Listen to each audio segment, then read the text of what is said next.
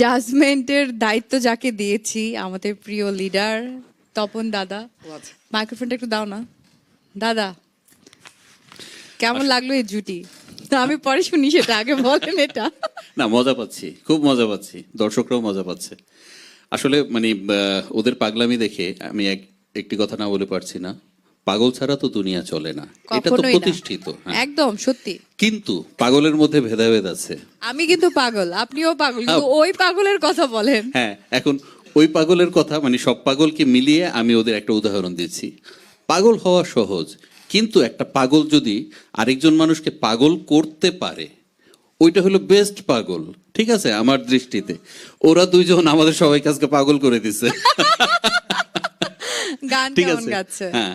আচ্ছা, আরেকটি কথা বলি, মাইক্রোফোন যেহেতু পেয়েছি দু একটি কথা বলবো। কেন, আপনি বললেই পারেন, আমি সবসময় মাইক্রোফোন আপনাকে না, আগে তারপরে মাইক্রোফোনটা হাতে পাওয়ার পরে আমার মনে হয়েছে বলা Please, উচিত। please. হ্যাঁ, আমাদের এই অনুষ্ঠানটা সম্পর্কে আমি দু একটি কথা বলি।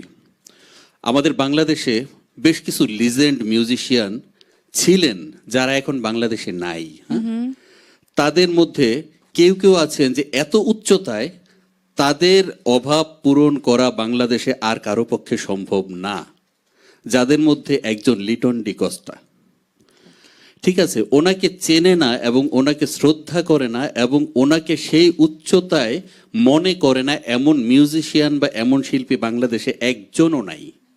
উনি এখন কানাডাতে থাকেন। আমরা অনেক মিউজিশিয়ান হারিয়েছি বাংলাদেশ থেকে, যারা নাকি অভিমান করে চলে গেছে কেউ, কিংবা অন্য কোনো কারণে চলে গেছে। আমরা লুজার এই কারণে।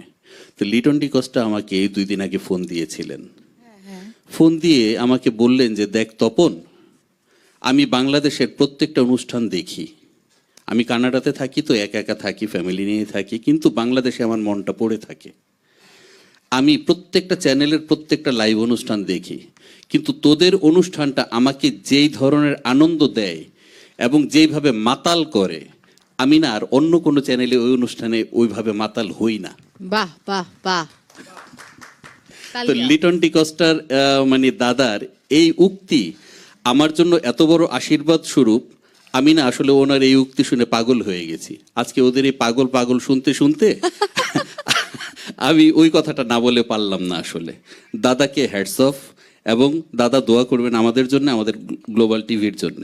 ধন্যবাদ। আচ্ছা আচ্ছা, তখন দাঁড়ান দাঁড়ান দাঁড়ান। জি নেক্সট টাইম যখন দাদার সাথে কথা হবে না, জি। তখন জিজ্ঞেস করবেন যে ওনার প্রিয় প্রেজেন্টার কে গ্লোবাল মিউজিক। আচ্ছা, ঠিক আছে, অবশ্যই। দুষ্টামি করছি এবার। না, it's মাইক্রোফোন okay. যেহেতু আপনার কাছে আছে, আরেকটা জিনিস জানতে চাই। প্লিজ। যেহেতু আপনি আমাদের গ্লোবাল মিউজিকের গ্লোবাল স্টারের মিউজিক অ্যারেঞ্জমেন্টের দায়িত্ব, গুরু দায়িত্ব আপনার কাছে, জি। এবার ঈদে কি কোনো চমক থাকছে?